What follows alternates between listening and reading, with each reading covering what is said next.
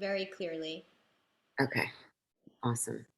So yeah, what can I tell you about my practice? My acupuncture practice is dedicated to fertility Mm. and people dealing with pain, but fertility mostly, anything pregnancy related, honestly, and everything from like getting pregnant to staying pregnant to getting induced and helping the baby come along and all that kind of stuff. And then also postpartum, especially helping people breastfeed, postpartum depression, dealing with trauma. Mm. There's a lot of trauma around birth as well. And I do Oh, that with acupuncture and also another process called felt sensing that doesn't involve needles at all. And then, of course, I'm a doula, birth doula. And so that's actually something I've been doing now for 15 years. And I've scaled back a lot, but I love it. Just went to a birth on Christmas Eve. mm.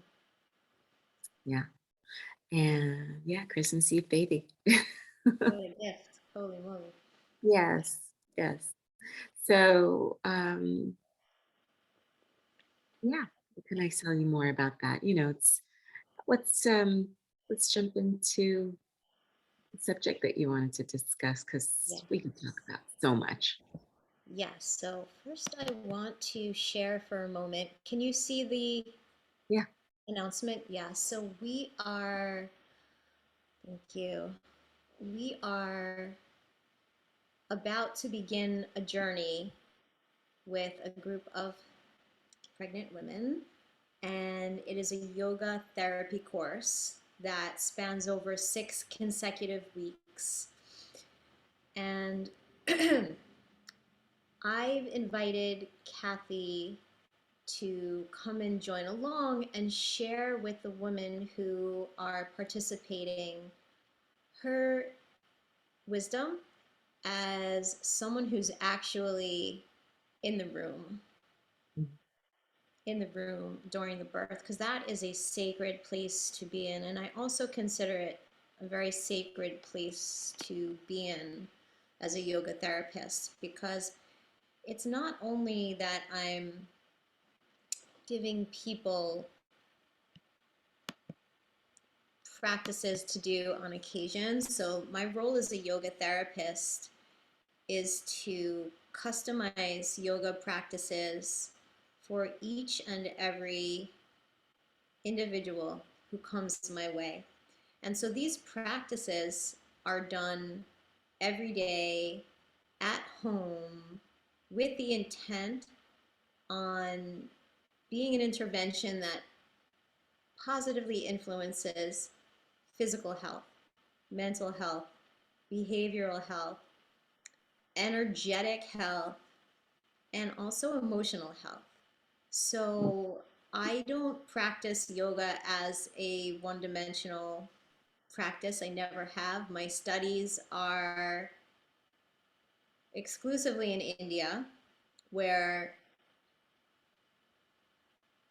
everyone is either pregnant or about to get pregnant or moving into their next pregnancy or having grandchildren. So it's a very, very populous country.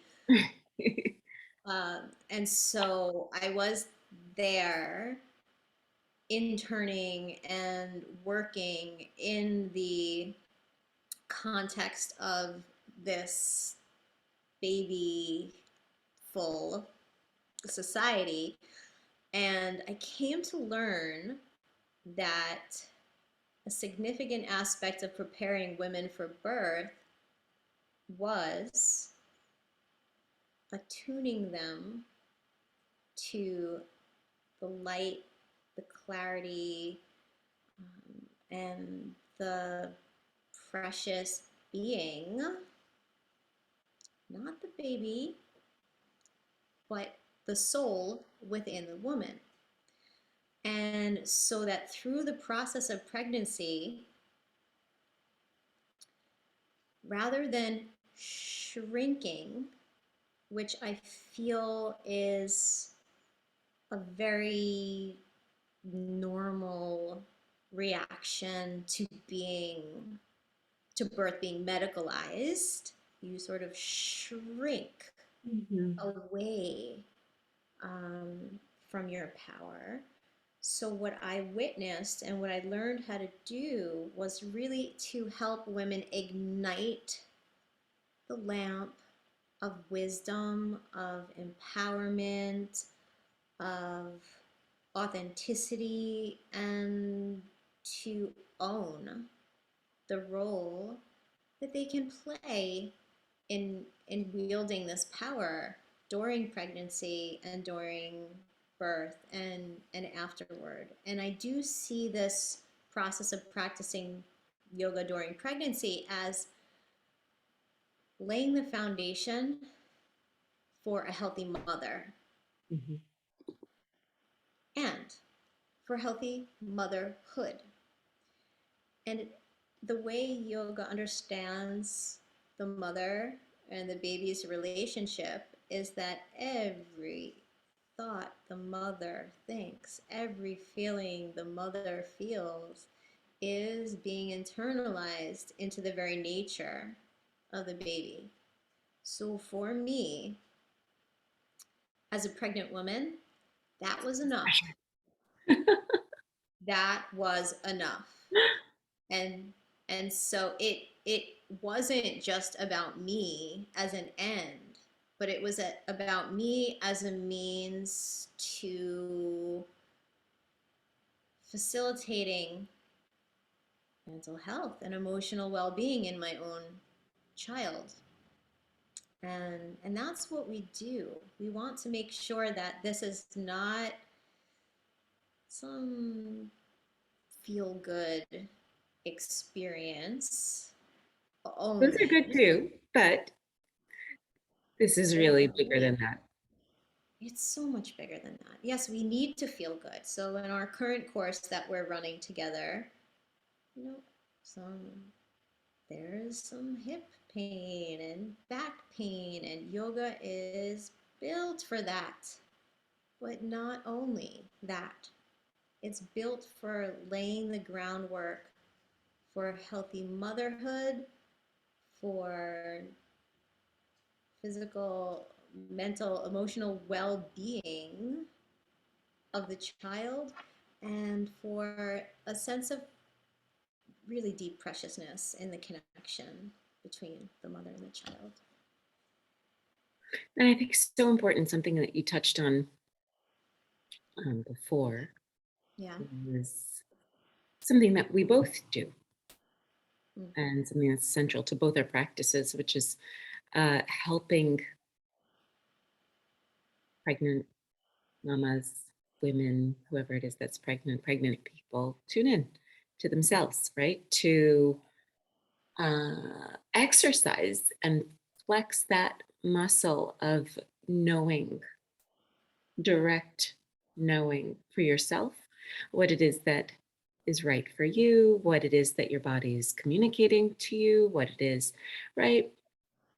Um, how what it is that you think about your care provider's recommendation, even. Sometimes you're sitting in a care provider's office and it's like a whirlwind of Mm. information that kind of like comes at you, right? And so how do you how do you find yourself, in the center of that kind of storm? And sometimes for some of us can't do it in the moment. Some of us have to step back and take a moment, a day, or 2 days to process, then come back Mm. with, that didn't quite feel right. Or I have other questions about that I need to ask in order to be able to make an informed choice now, right? So both of us, I think, Danielle, are kind of in the practice of helping people tune into themselves because I think you and I both share, that there's no one good way to give birth. There's no one good way to live except for, tuning into your truth, the truth, whatever it is, and listening to that. And whether or not you live by it or not, or deny it, is what, it's neither here nor there. It's that you can listen to it, you can know it, and then choose. Yeah, it's a powerful way to describe what's happening because the way I've experienced it and I continue to experience it via my work with pregnant women is that intuition is buried very deeply inside of us. Right. And the role of yoga is to start peeling off all of the residue from life experiences that has led us to believe that we don't know. Right. And there's so much information and so much conflicting information and so many formative relationships that we've had that have led us to believe that we are not able to make decisions for ourselves once we step into medical Mhm. office. That somehow someone else knows more than we do, and they may intellectually, and that can be very intimidating. But what the practices are meant to do is to place us deep inside of our being, where the truth lives, where the power lives, where the confidence lives, where the courage lives, and slowly, step by step, which is why I recommend practicing as soon as you feel comfortable Mm. when you're pregnant. So, to really start cultivating this connection to that. And if we can't find that, then to start relaxing the system, which is in a real state of constant flux during pregnancy, which can be a trigger for anxiety or fear, right? So to start relaxing the system enough so that we can find a space to hold ourselves as mothers. Meanwhile, we're holding a baby. I actually want to jump in here with something. Um, my one of my old doula partners, a former partner of mine, uh, when we used to describe this very thing to clients, she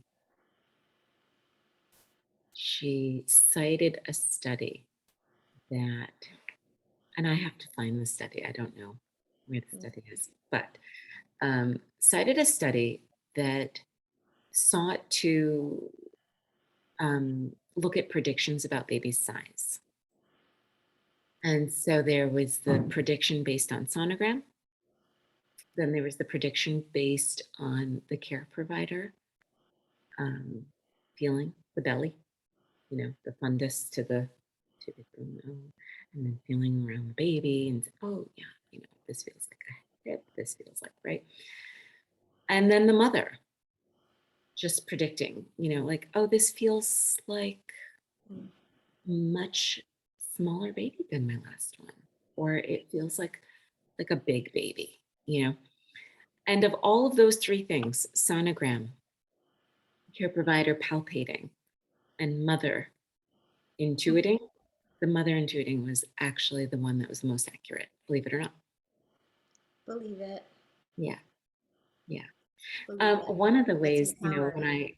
I talk about this intuition that we have, um, that we just need to uncover because really we have it, right? Mm. Um, it's kind of like when you met your partner or a former partner or a former lover or whatever, you know, and it was boom, love. Maybe not at first sight, maybe however it happened, there was a moment where you were like, I know this person needs to be in my life, right? And it wasn't really a thought. It wasn't necessarily even so much a feeling as it was maybe like a gut level knowing. Like I feel this in my bones, right? This person is right for me, or you can go the other way. This person is wrong. I don't want this person anywhere near me, right? But I like the going with the partner, just you fall in love and you just know. And Yeah. that's kind of like in, uncovering Mm. some intuition. It's like, oh, I didn't need to check off some list of like character traits like, yep, he's this and he's that and he's got this going on for himself. No, um, he's got it's more of like an impression that's made immediately. Yeah, that's for real. And what I've noticed is that those who've practiced pregnant yoga during pregnancy slowly begin to reveal aspects of their personality that I did not see in the beginning. So, revelations, openness, um, confidence, questioning things that before they would not have questioned. Right, right. And then, now that we're in our current course that we're working on, all of the women are in their last phase of pregnancy, so they're, due within the next month or two. And there's this feeling of being settled, as settled as one can be, knowing that there's this great unknown ahead. But there's this feeling of settledness. And so that's what we want to cultivate. We want to cultivate settled, courageous beings whose relationship with their own body, nervous system has been altered so that there's agency.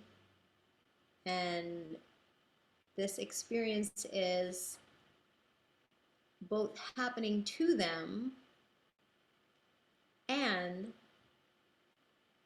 they're able to influence their own well being during it. So it's not that there is no power that can be elicited if there is nervousness or fear. The waves of emotions are just that, and preparing them by breathing through the waves of emotions or the waves of doubt or the waves of love or the waves of delight or the waves of awe, connecting the breath to the somatic experiences that are happening during pregnancy, for me, was the greatest asset that I had going into birth. I Mm, mm, wasn't resisting my own experience. And I had practice not resisting my own experience, but breathing with it. and through it. And so this breathing with and through the surges of labor was new, but it was familiar at the same time. And there's such an oxymoron in there, which is, Mm. I mean, it just like it explodes my brain because the power really does come in that, I mean, there is uncertainty. So we are kind of, to use, right, to go back to your thought of being settled in ourselves Yeah. and accessing our own knowing and our own power.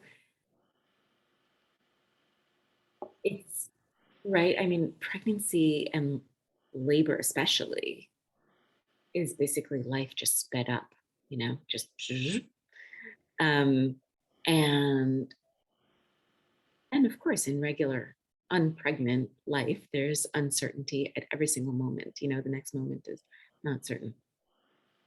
In pregnancy, it's faster, and in labor, it's faster still. Mm. So there's this ever-changing ground, and you still have to get settled into that. Like you have to actually use a phrase of one of my teachers, Pema Chodron. In fact, actually, one of the titles of her books, I think, is called Comfortable with Uncertainty. And it's the truth.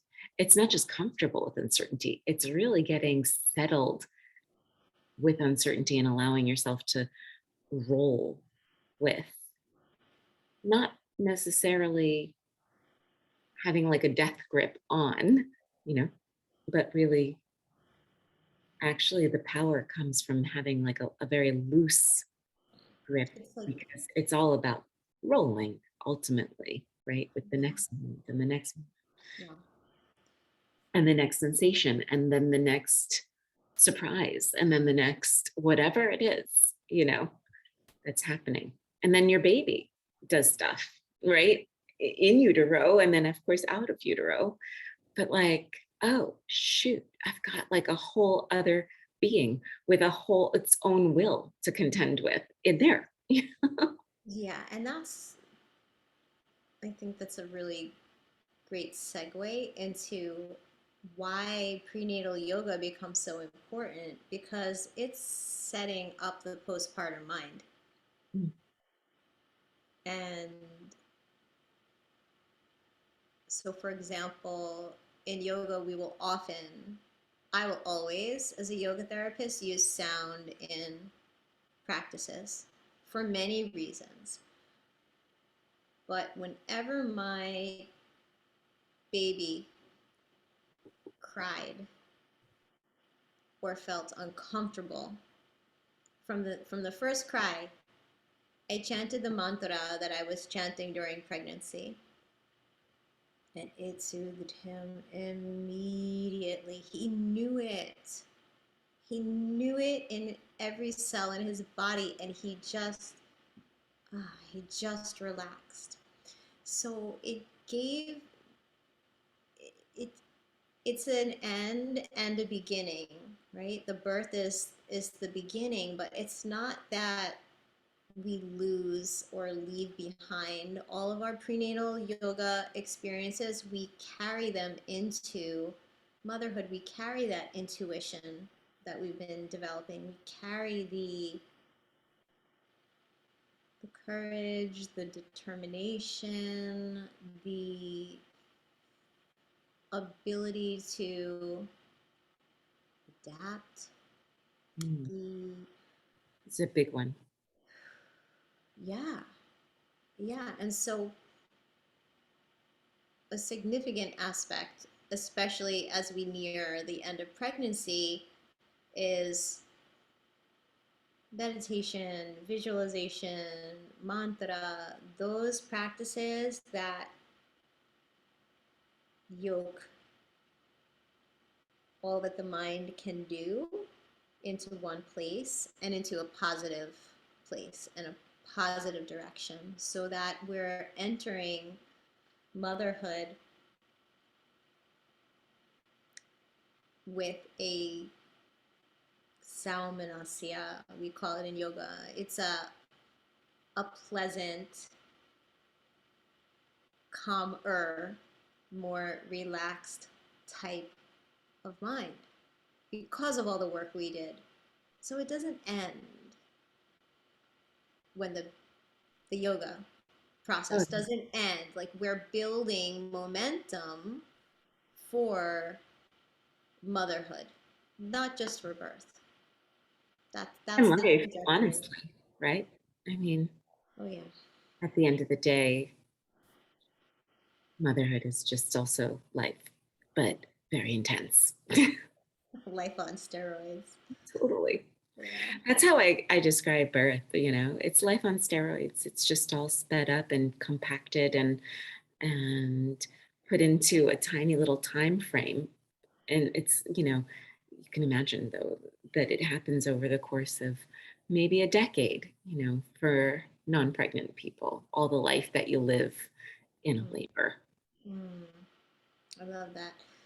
So I want to leave a few minutes and ask anyone who's here if you have any questions or comments to just come on in, and you can write them below if you are on Instagram or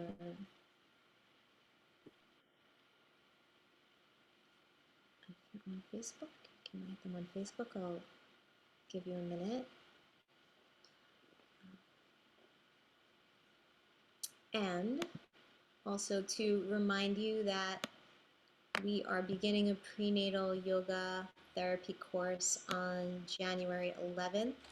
You're welcome to take it in person or online, depending on what you're comfortable with at this particular moment in time in What a history. beautiful moment.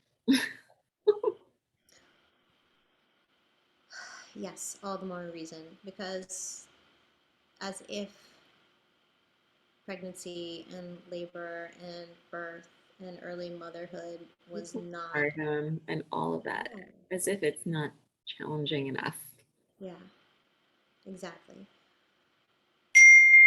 And you're welcome to come in person or online. It's Tuesday mornings from 9 to 9:45 for 6 consecutive weeks. The practices will build on the previous week's practices. I will send them to you to practice every day at home so that you can feel this mobilization that Kathy and I are speaking about this evening. And Yeah, it's exciting. I love doing those classes with you. Are you hearing, by the way, my texts come through on my yeah, computer? yeah, Sorry, I don't know how to mute that without muting you that's too. okay. That's okay. You've done a phenomenal job considering this is your first time doing I this. know. Okay, I'm thank you live version. everyone. This was so much fun. I'm going I to end our meetings, and please be in touch with us. If you want to find out more about myself or the course, you can visit yoga-foundation.com. And Kathy, how can we find you? at truebirth.com. Truebirth.com. We'll see you there. Yeah, thanks. Thank Bye. Good night. you.